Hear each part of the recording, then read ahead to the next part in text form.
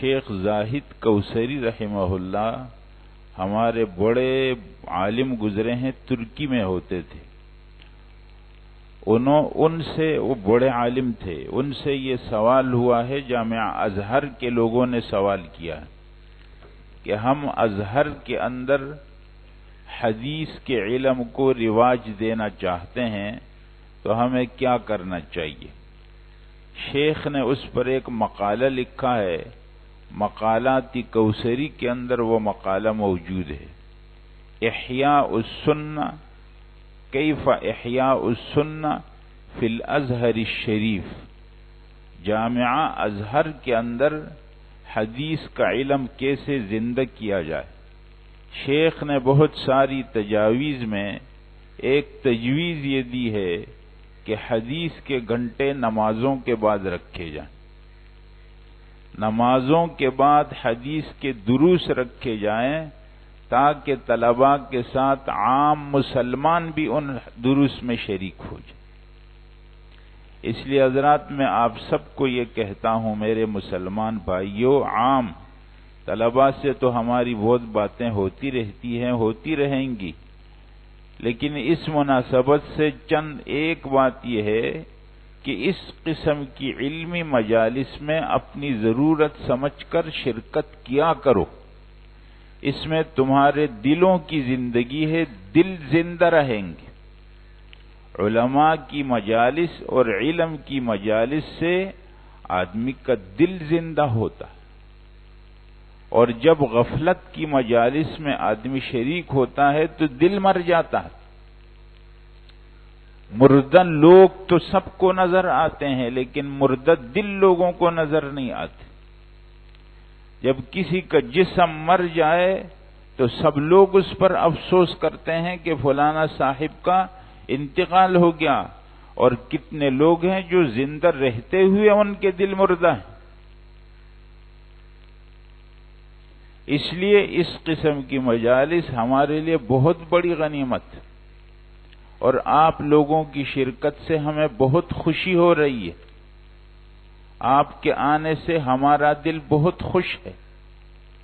اللہ جل جلالہ آپ کو آئندہ بھی ایسے ہی توفیق دے، اور علم کی مجالس میں آپ ایسے ہی ادب اور شوق کے ساتھ آپ شرکت کیا کریں۔ ہاں، لیکن ایک بات ہے، ایسی مجالس میں جب آپ شرکت کریں تو ادب کے ساتھ شرکت کرو گے۔ سمجھ آپ کو کتنا آیا کتنا نہیں آیا، ضرور فائدہ لے کر کے واپس ہو جاؤ گے، لیکن اگر ادب کے بغیر شرکت کی تو فائدہ نہیں ہوگا۔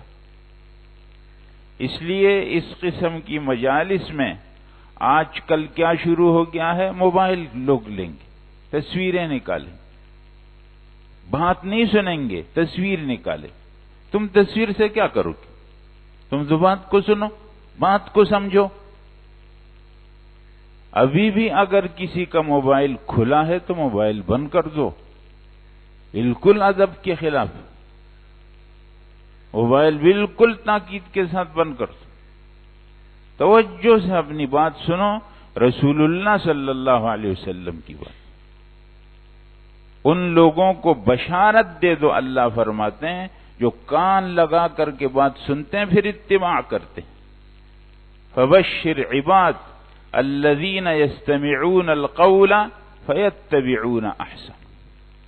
ادب کے ساتھ شرکت کرو، تصور کرو رسول اللہ صلی اللہ علیہ وسلم کی مجلس ہے۔ حضرات، یہ اساتذہ جو آپ کے ساتھ، ان کی مثال فقط اس مائک، یہ جو مائک ہے نا، جو اس آپ کو صرف آواز منتقل کر رہے ہیں، یہ تو باتیں رسول اللہ صلی اللہ علیہ وسلم کی۔ اس لیے پوری توجہ اور ادب کے ساتھ اس میں شرکت کریں گے، انشاءاللہ آپ میں سے ایک آدمی بھی خالی ہاتھ نہیں جائے گا۔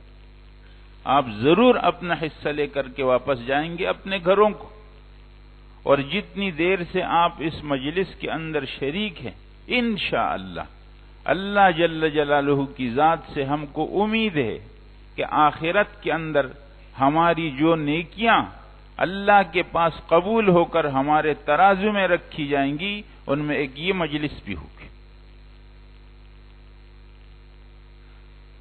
پوری توجہ کے ساتھ حضرات، میں زیادہ باتیں اس لیے بھی نہیں کروں گا کہ بہت سی باتیں ہو چکی ہیں، آئندہ بھی باقی ہے، تو میں انتہائی اختصار کے ساتھ بات کروں گا۔ چند باتیں آپ کے سامنے۔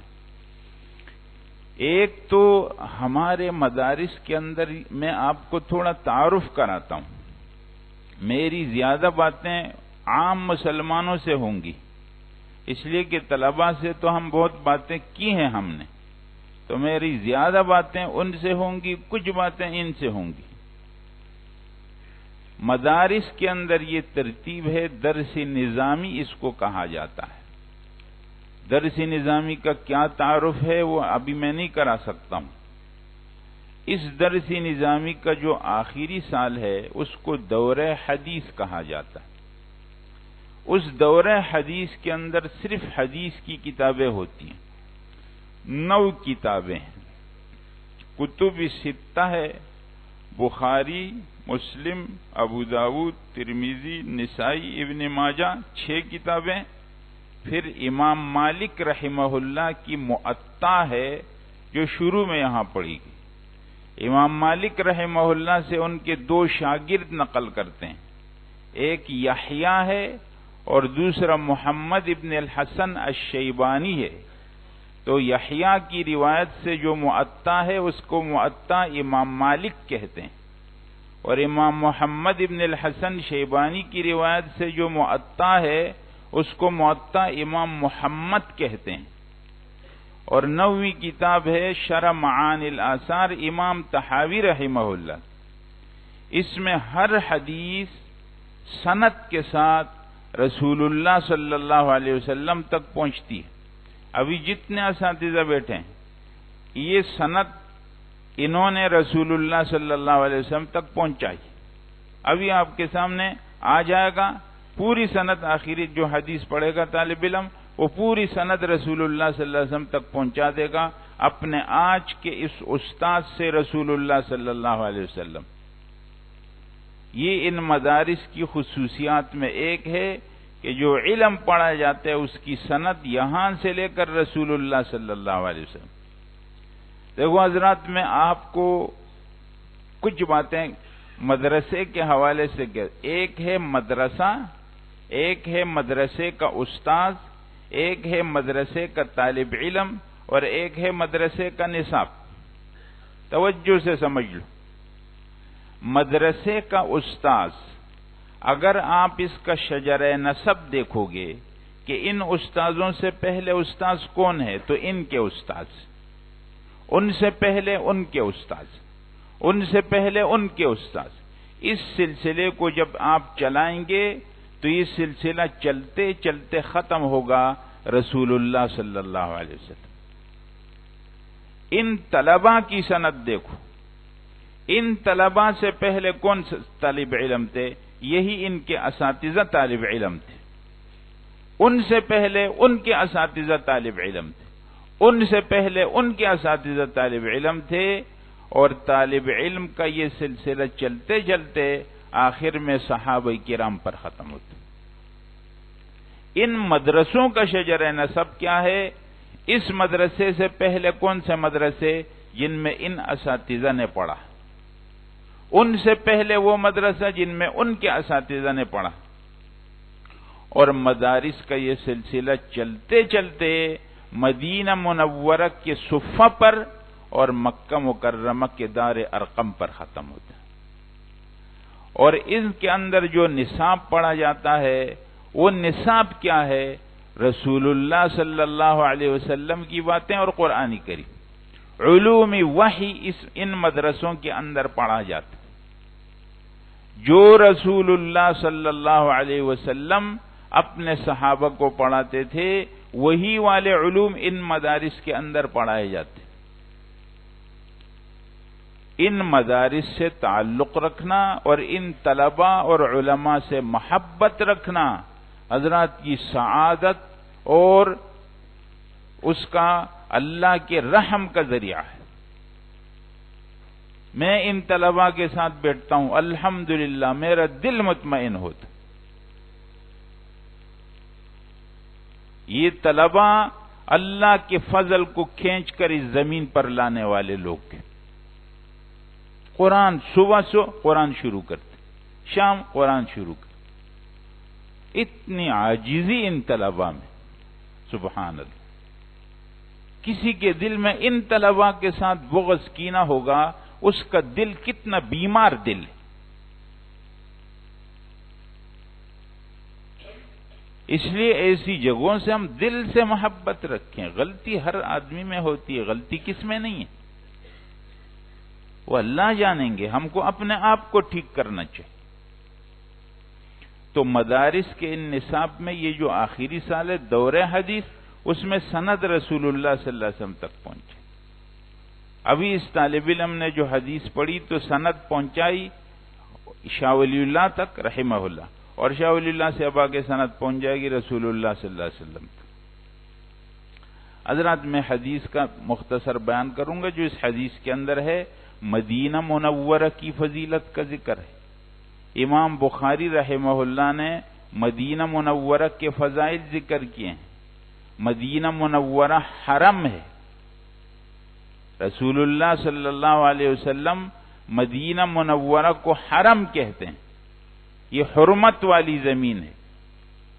اسی طرح رسول اللہ صلی اللہ علیہ وسلم نے مدینہ منورہ کو خیر کہا ہے، فرمایا مدینہ منورہ آخر زمانے میں منافقین کو اپنے اندر سے نکال دے گی، منافق آدمی نہیں رہے گا مدینہ منورہ آخر وقت کے اندر۔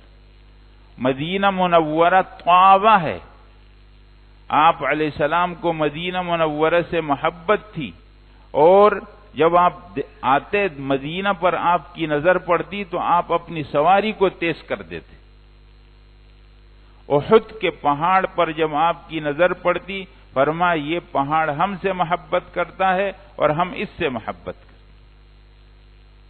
مدینہ منورہ میں ایسے ٹکڑے ہیں جو جنت کے ٹکڑے ہیں، آخرت میں ان ٹکڑوں کو اٹھا کر جنت میں ڈال دیا جائے۔ فرمایا میرے گھر اور منبر کے بیچ کا ٹکڑا یہ جنت کا ٹکڑا، احد جنت ہے۔ مدینہ منورہ کا قبرستان آپ علیہ السلام ادھر جاتے رات کے آخری حصے میں اور ان کے لیے دعائیں کرتے تھے۔ تو مدینہ منورہ کے بارے میں آخری بالکل یہ حدیث لائی ہے، میں پڑھتا ہوں آپ کے سامنے۔ ایک دعا ہے حضرت عمر رضی اللہ تعالیٰ عنہ کی، انہوں نے دعا کی اللہم ارزقنی شہادتا فی سبیلک واجعل موتی فی بلد رسولک۔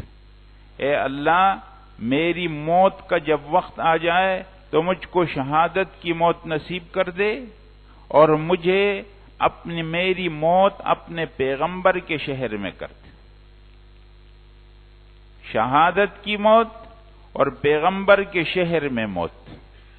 حضرت عمر رضی اللہ تعالیٰ عنہ کی دعا قبول ہو گئی، مدینہ منورہ کے اندر ان کو شہادت ملی، اور رسول اللہ صلی اللہ علیہ وسلم کے پڑوس میں ان کو قبر نصیب ہو گئی۔ حضرات یہی علماء کی دعائیں ہوتی۔ حضرت شیخ الحدیث صاحب رحمہ اللہ دعا کرتے ہیں، مولانا زکریہ صاحب رحمہ اللہ اللہم نحن ایضا ندعوک بها فاستجب لنا بحرمت سید المرسلین۔ اے اللہ ہم آپ سے یہ دعا کرتے ہیں اپنے پیغمبر کے وسیلے سے ہماری اس دعا کو قبول فرما، اور ہم کو بھی شہادت کی موت دے دے، اور اپنے پیغمبر کے شہر میں ہم کو قبر نصیب کر دے۔ اور مولانا بدر عالم صاحب جو مولانا انور شاہ کشمیری صاحب رحمہ اللہ کی امالی لکھیں، جب یہاں پر پہنچے ہیں دعا کیے اللہ مجھے محروم نہ فرما، میں آپ سے دعا کر رہا ہوں، اللہ یہ دعا میں آپ کے پاس رکھ رہا ہوں، مجھے محروم نہ فرما، مجھے اس وقت تک موت نہ دے جب تک میں مدینہ میں نہ ہوں۔ یہی ہماری دعا ہے، ہم اللہ سے دعا کرتے ہیں اللہ اس مبارک موقع کی مناسبت سے، ان پیارے طلباء کی برکت سے، اور ان عام مسلمان جو دین کی محبت اپنے دل میں رکھتے ہیں، اے اللہ ان سب کی اس جذبے والے لوگوں کے جذبے کی برکت سے اے اللہ ہم کو اپنے راستے میں شہادت کی موت دے دے، اور اپنے پیغمبر کے شہر میں ہم کو قبر نصیب کر دے۔ یہ ہماری دعا ہے۔ حضرات یہ حدیث کتاب ختم ہو گئی۔ اب طریقہ یہ ہوتا ہے کہ اس موقع پر طلباء حدیث کو اجازت حدیث دی جاتی، یہ ایک اعتماد ہوتا ہے کہ ٹھیک ہے اب آپ جا کر کے آئندہ اور لوگوں کو یہ دین پڑھائیں، ہماری طرف سے آپ کو اجازت ہے، آپ ہمارا نام لے کر کے بول سکتے ہیں کہ ہم نے فلانے استاد سے پڑھا ہے، اور میرے استاذوں کے استاذوں کا نام بھی لے سکتے ہیں آپ، لیکن اس کے لیے چند شرطیں۔ مدینہ منورہ میں ہمارے ایک شیخ ہیں، شیخ عوامہ حفظہ اللہ تعالی، بڑے محدث ہیں شام کے، وہ اجازت حدیث ہم کو دی، حضرات تھے، انہوں نے 5 شرطوں کے ساتھ اجازت حدیث دی۔ میں آپ کو اجازت حدیث دیتا ہوں ان شرطوں کے ساتھ۔ پہلی شرط یہ ہے کہ آپ لوگ ہمیشہ علم میں مشغول رہیں گے، علم کا مشغلہ نہیں چھوڑیں گے۔ ایسا نہیں ہے کہ آپ کو مدرسے میں تدریس ملی تو ٹھیک، ورنہ تو چھوڑ دیں گے سب کچھ۔ آپ کا گھر آپ کے لیے مدرسہ ہوگا، اور آپ زندگی کے جس شعبے میں جائیں گے وہ آپ کا مدرسہ ہو۔ ہمیشہ مطالعہ رکھنا ہے، علم سے رابطہ رکھنا ہے، مسلسل سیکھتے رہنا ہے۔ فارغ کا یہ مطلب نہیں ہے اور فاضل کا یہ مطلب نہیں ہے کہ تم سمجھو علم پورا ہو گیا، علم کبھی پورا نہیں ہوتا۔